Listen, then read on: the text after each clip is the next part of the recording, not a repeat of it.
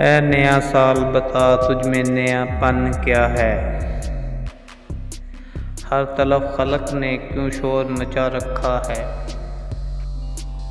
روشنی دن کی وہی، تاروں بھری رات وہی، آج ہم کو نظر آتی ہے ہر ایک بات وہی۔ آسمان بدلا افسوس نہ بدلی ہے زمیں، ایک ہندسے کا بدلنا کوئی جدت تو نہیں۔ اگلے برس کی طرح ہوں گے قرینے تیرے،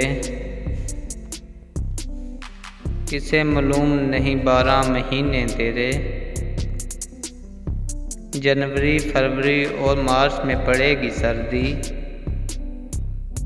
اور اپریل مئی اور جون میں ہوگی گرمی۔ تیرے من دہر میں کچھ کھوئے گا کچھ پائے گا، اپنی میعاد بسر کر کے چلا جائے گا۔ تو نیا تو دکھا صبح نئی شام نئی، ورنہ ان آنکھوں نے دیکھے ہیں نئے سال کئی۔ بے سبب لوگ دیتے ہیں کیوں مبارک بادیں، غلبہ بھول گئے وقت کی کڑی یادیں۔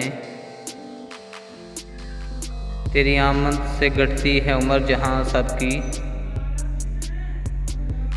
فیض نے لکھی ہے نظم نرالے ڈنگ کی۔